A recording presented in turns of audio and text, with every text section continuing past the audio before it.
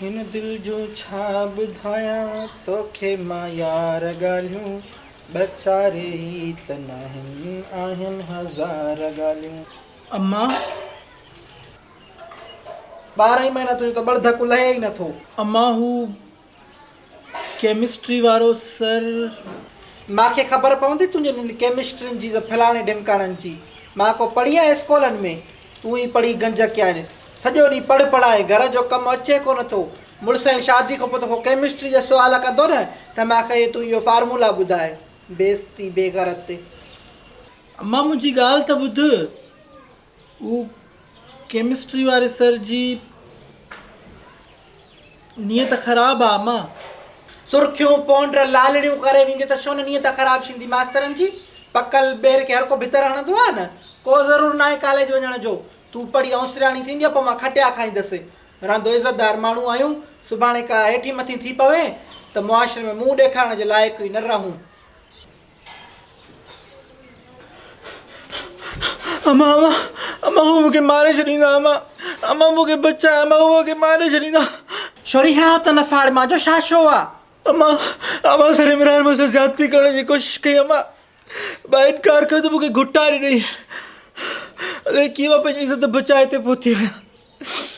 मां बाहि ॾियां तुंहिंजे मास्तर खे शल जज़ीज़ो लाले जी ट्रक जे हेठो ईंदो। मुंहिंजी न्याणी सां ज़ुल्म पियो करे। मां सुभाणे हेड मास्तर ऐं वेंदसि।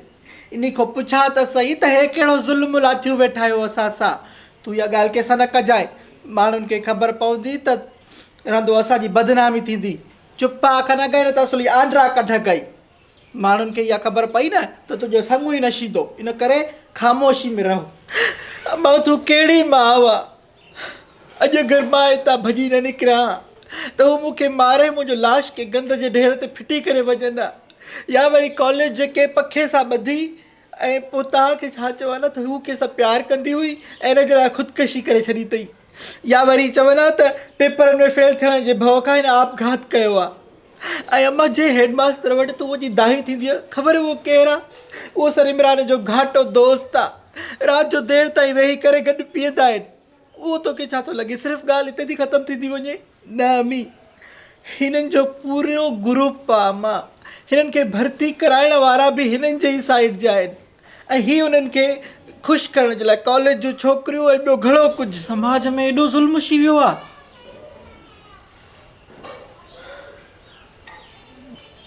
मां छा कयां? मूंखे ॿुधाए त सही। अम्मा तोखे कुझु बि न आहे करिणो, तोखे सिर्फ़ु मुंहिंजो साथ ॾियणो आहे। जॾहिं असां इन्हनि जे ख़िलाफ़ु आवाज़ उथारींदासीं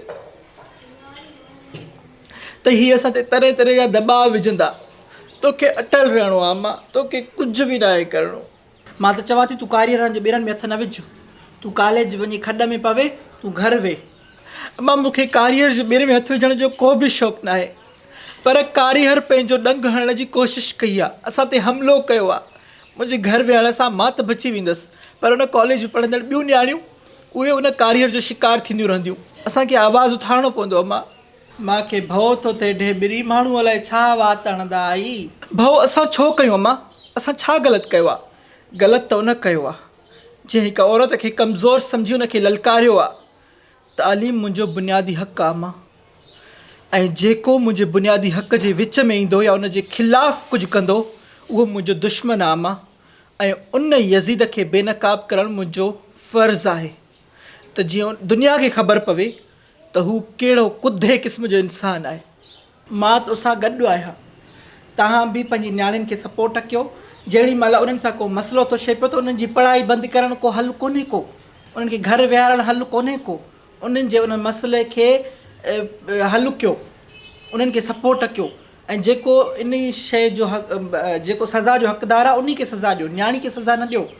जंहिंसां मसइलो थिए थो त उन खे तव्हां सज़ा ॾेई वेठा आहियो। तूं हाणे न पढ़ंदी, तूं घर वेठी हूंदी ऐं हुन जेको कारीहर जो जंहिं इहो मसइलो कयो आहे उहो भले आज़ादु घुमंदो वते, छो जो छोकिरी जी इज़त आहे। छोकिरी जो सुभाणे संग न शींदो, सुभाणे छोकिरी जेका आहे उहा केरु वठंदो कोन।